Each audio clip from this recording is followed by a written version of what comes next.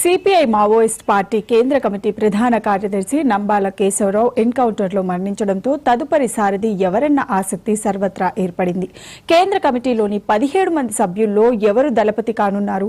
బెంగాల్కు చెందిన రాజానా, లేక తెలంగాణలోని ఉమ్మడి కరీంనగర్కు చెందిన మల్లోజుల వేణుగోపాల్కు అవకాశం దక్కుతుందా అన్న చర్చ జరుగుతోంది.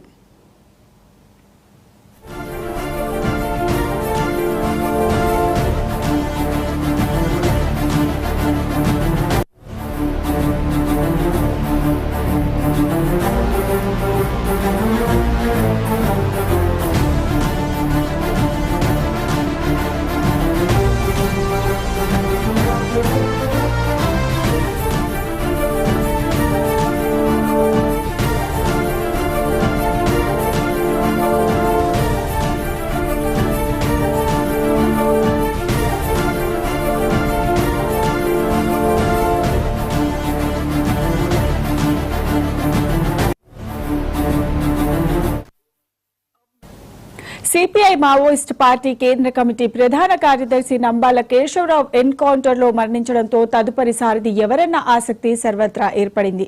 కేంద్ర కమిటీలోని 17 మంది సభ్యుల్లో ఎవరు దళపతి కానున్నారు?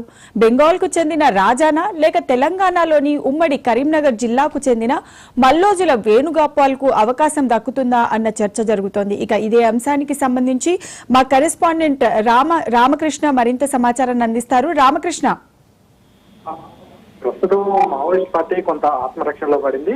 నిన్న జరిగినటువంటి ఎన్కౌంటర్ లో మావోయిస్ట్ పార్టీ కేంద్ర కమిటీ కార్యదర్శి నంబాల కేశవరావు మృతి చెందడంతో దీనికి సంబంధించి ఇంకా మావోయిస్ట్ పార్టీ అధికారికంగా ఏమీ ధృవీకరించలేదు.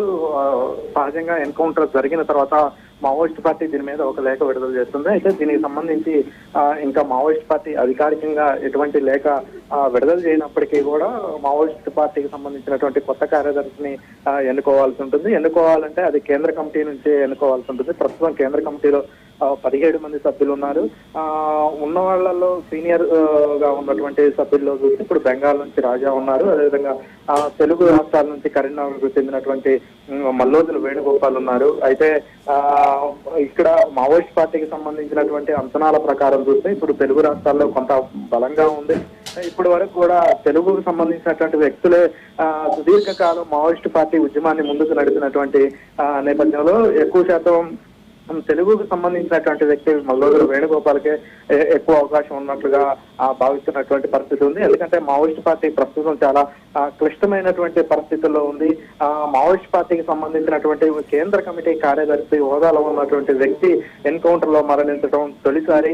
అదే కాకుండా మరోవైపు కేంద్ర ప్రభుత్వం ఆపరేషన్ కగార్ పేరుతో ముందుకు వెళుతున్నటువంటి ఈ క్రమంలో ఏకంగా కేంద్ర కమిటీ కార్యదర్శి ఎన్కౌంటర్ లో మరణించడం ఆ పార్టీ ఆత్మరక్షణలో పడినటువంటి నేపథ్యం ఉంది. మావోయిస్టు ఉనికికి ఒక ప్రశ్నార్థకంగా మారినటువంటి నేపథ్యంలో నూతన సారథి ఎవరు అనేది అందరూ కూడా ఆసక్తిగా చూస్తున్నటువంటి పరిస్థితి ఉంది. ఎందుకంటే ఇప్పుడు ఉన్నటువంటి క్లిష్ట పరిస్థితుల్లో ఈ ఉద్యమాన్ని ఎవరు ముందుకు తీసుకోగలుగుతారు, ఆ క్యాడర్ ని ఎవరు కాపాడుకోగలుగుతారు అనే చెప్పి విశ్లేషణలో జరుగుతున్నటువంటి నేపథ్యంలో కొంత దీనికి సంబంధించి మావోయిస్ట్ పార్టీకి సంబంధించినటువంటి కేంద్ర కమిటీ కూడా కోర్ కమిటీ కూడా దీని మీద చర్చించాల్సి ఉంటుంది. చర్చించాలి అని అంటే వీళ్ళందరూ కూడా సమావేశం కావాలి అని అంటే ప్రస్తుతం ఉన్నటువంటి పరిస్థితుల్లో సమావేశం అయ్యే అవకాశం కూడా కనపడట్లేదు. ఎందుకంటే మావోయిస్ట్ పార్టీ మొన్న కేంద్ర కమిటీ విడుదల చేసినటువంటి లేఖలో ప్రస్తుతం కేంద్ర ప్రభుత్వం దగ్గర శాంతి చర్చలు జరపాలని చెప్పి మేము భావిస్తున్నాం. లేదు ఎటువంటి నిర్ణయం తీసుకోవాలన్నా ప్రస్తుతం ఉన్నటువంటి పరిస్థితుల్లో కేంద్ర కమిటీ కూడా సమావేశం కాలేనటువంటి పరిస్థితుల్లో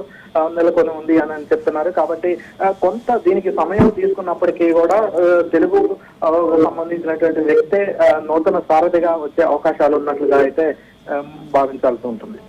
Right. Thanks for the updates, Ramakrishna.